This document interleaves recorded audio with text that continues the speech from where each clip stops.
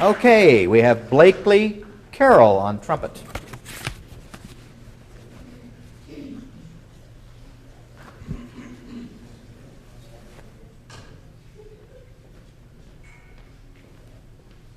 Hi, Blakely. Thanks for playing for me today. I still have the Mozart Clarinet Concerto here, by the way. Water break. Oh, thank you.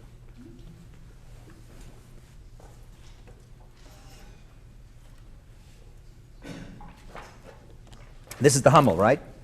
Correct. Yes. Hummel, which I have been corrected by a friend of mine.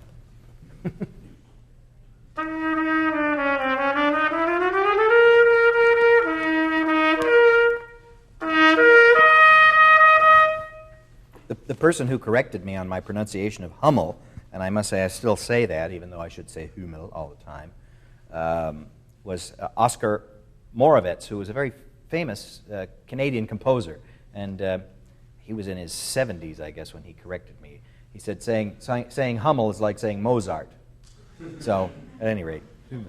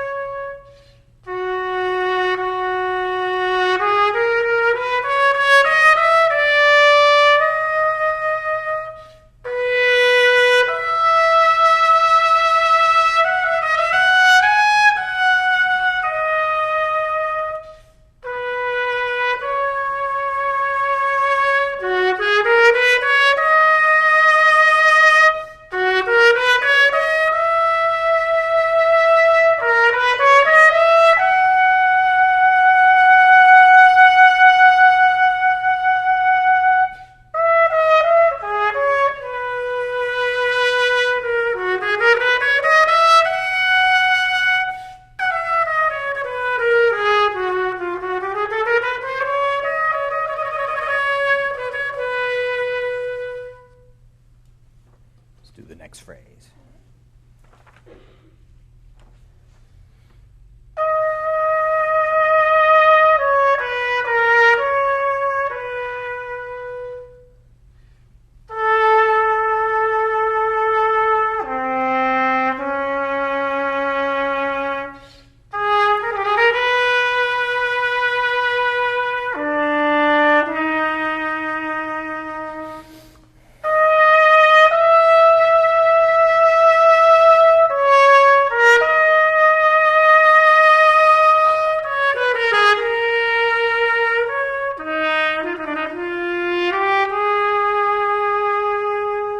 Okay, very beautiful. Bravo.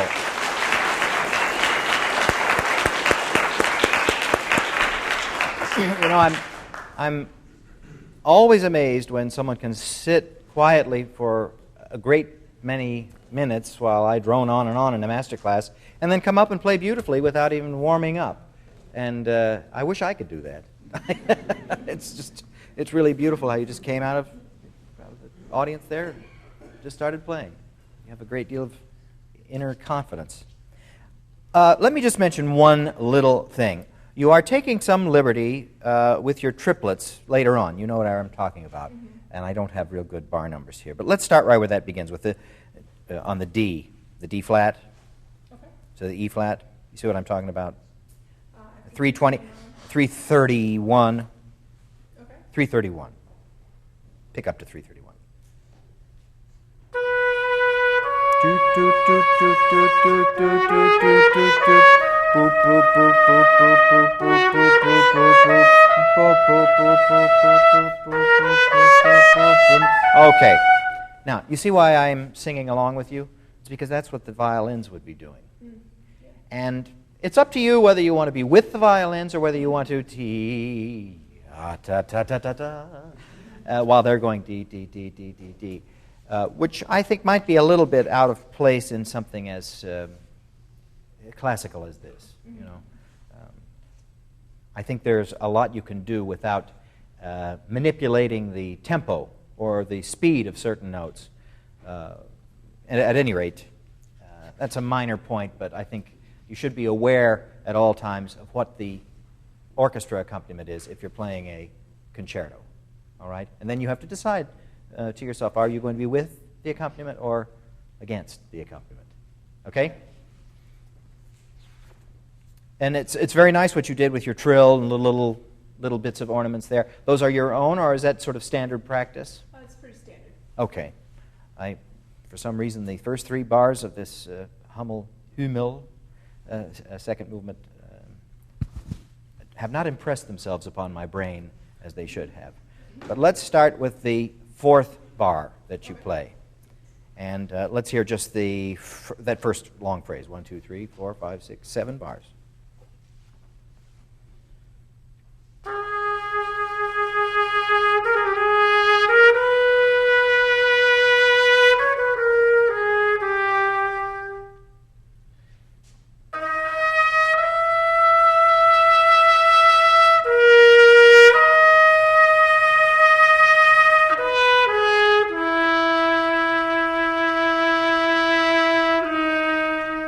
Okay. Now, I think this crescendo at the end of this phrase is really written by Hummel, isn't it?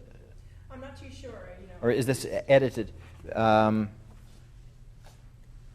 It seems to me that it should be good. At any rate, it's not clear to me what's editing and what's urtext. But okay, let's talk about this. You're starting on a B flat and going up to a D flat and then resolving down to an A.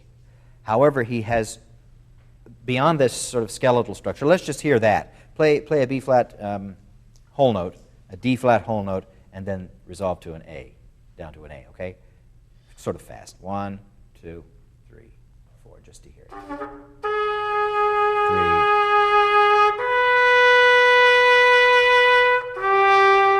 Okay. Now that already has a certain sense of unease about it, skeletally speaking. That's an unusual progression of notes.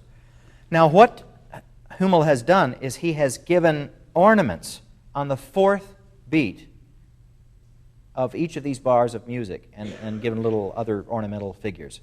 So for me, there's something that he's trying to tell me about that fourth beat is there's some importance attached to those notes. And when you have ornaments given at unusual places, you would sort of expect it, like in the Bach, to be on a downbeat. Ti-ha-da-dum, something like that. But here he's given Ti-ta-da-da-ta-ti-ha-da-dee-da-da. So I think that there's a certain, do you know the word agagic? Usually an agagic accent, at least my understanding of it, is an accent or a stress on certain notes that are not what you would consider the main beats of the bar. They don't occur on the main beats. In other words, not on 1, 3, if you're in 4/4 time. So here he's giving you something on the fourth beat. So in terms of the actual writing process, he's put something special on an otherwise weak beat or a weak part of a bar. So I would say maybe sustain your B flat at a very soft level, and then don't be afraid to give a little ha-da-da-da-dee. So all the inflections that anyone makes, by the way, come from actually from the abdominal muscles. You don't make inflections with your lips or your teeth or your tongue or your throat or any other. It's all from the abdominal muscles, pushing a little bit on your lungs or pushing on the other organs that affect outflow of the air. So just remember that. Give a little bit of a huh on that fourth beat both times. And I would maybe save a little for the second one. I would play the second one more. And I know you were coming down off of the D flat, which makes sense to a certain degree.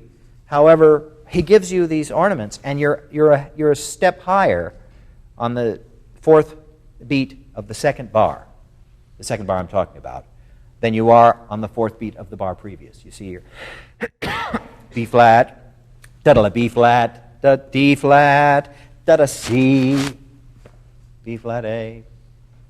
So I would say that your ornament on the in the second bar should be even more, even though it's only 2 grace notes rather than 3 grace notes in the first bar. So let's just give a little bit of an emphasis on that fourth beat. Okay. These are Gajic accents, accents that are off of the beaten path, so to speak.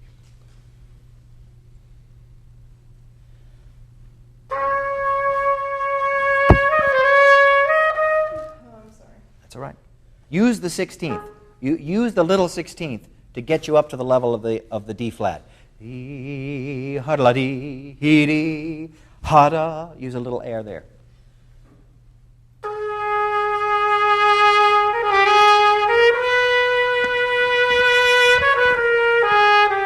Okay, then you can fall. Then you can fall after your fourth beat. After you state the C, la-da-dee, da-da. So use those. That's a separate note grouping. I would say the B flat to the A is a separate note grouping. Ba-da. Right? So now, let's do this one more time. Beautiful the way you brought out that 16th note pickup to the D flat. The D flat is, of course, your main note. Then you have that little Gajic accent afterwards.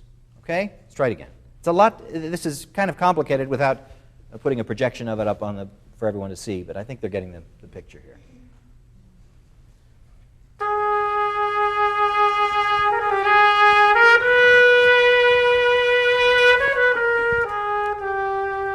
Okay, so now you've sculpted this, I think, according to what has been written. Anytime that ornaments are present, this indicates greater attention being drawn to those notes. If a woman walks into the room wearing huge hoop earrings, they draw attention to the ears, or where they're hanging. You wouldn't normally look at someone's earlobes or whatever, but if they're like this with a huge earring, it brings attention. If someone comes in with a piercing here or something, you would notice this part of the anatomy, which is otherwise not a particularly interesting area. So I think that in keeping with this, he's given you ornaments on places that you wouldn't normally concentrate on.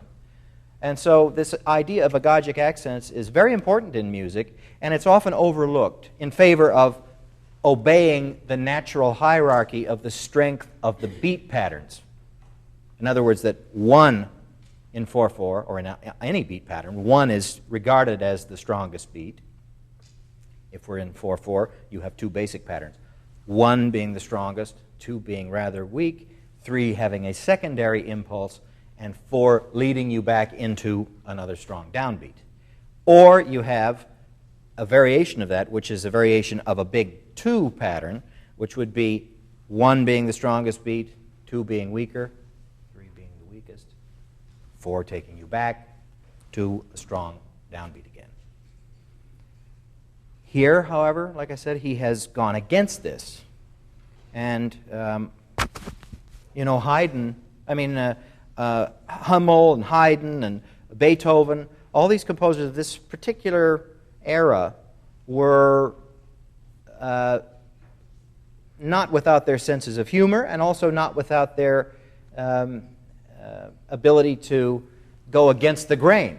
The composers that sort of followed all the rules and stayed within the framework are the ones we've forgotten today, basically. Graupner and Graun and I don't know who else. A lot of these Rococo composers and early classical composers that really did everything right. They just didn't do too much that was memorable. And sometimes these little Gajic accents make something a little bit more memorable, a little more special. And I'm not saying that the sum total of Hummel's worth lies in the ability to write in a Gajic accent, but that this is part of a larger mindset where he's trying to expand the boundaries of what is within propriety, musically speaking. Too much talking, but I'm just trying to get that across. So let's hear now the second phrase, which starts at the highest point of intensity. It starts really at the highest note, which is, skeletally speaking, of great intensity. La-dee, da-dee, la-da-dee. And then here comes that crescendo I talked about. Dee, da. Okay? So don't be afraid of the first two notes. Da-dee. Make a statement out of those.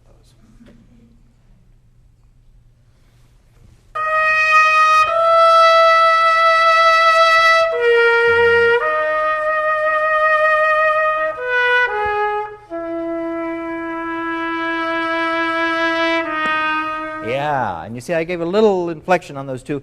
Da-da-dee. The two eighth notes. They've got dash on each one, at least in this. You have the dashes? I have a slur. This has a slur and two dashes underneath. And generally, those dashes, when you see those, it doesn't necessarily just mean play the note long. That's what I sort of grew up believing. But these are used as expressive, almost like sighing. I wouldn't call it accents too much, but da-dee, da-dee, especially here, la-da-dee, la-da-dee. There's a very important inflection, which is called portato, and it's often written with dots, with a slur over it, or even dashes with a slur over it, over many notes. And this usually indicates a kind of a sobbing or sighing inflection, and it's a very important inflection. And yet many people today don't even really know that it exists and that it has a name. And you can hear it in the great performers' recordings. For instance, the great soprano Maria Callas used it all the time. John Delancey, the oboist of the Philadelphia Orchestra, you can hear this all over his playing in the appropriate places. It's not like a cheap device that he's using for sentiment, but it works in certain instances, and many times it's written in the music. Sometimes it's not written in the music. And you certainly hear it in the playing of Fritz Kreisler and the old violinists of that era. And then suddenly, I don't know, maybe around the 1950s and 60s and 70s, things began to get sort of cleaned up, and, any show of outward sentiment became termed as being cheap.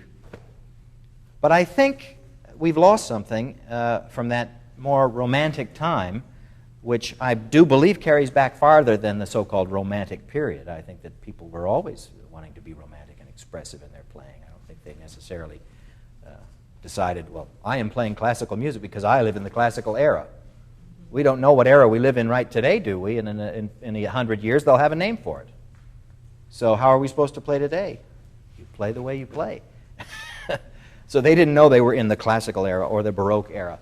They only knew that they were playing music, which affected them emotionally. Otherwise, they wouldn't have given so much time and effort to such a difficult profession. So, at any rate, the whole idea about being expressive should not be connected to a time period or anything like this. So, this little inflection, portato, is very dear to my heart, as you can tell. And for me, it connects to something much deeper, which is just the whole idea that the purpose that we make music is to be expressive in a humane way and not to be just correct and exact and precise and accurate. And at any rate, this whole little bit here was for me to get that out. So thank you for playing, and I do appreciate it. Bravo.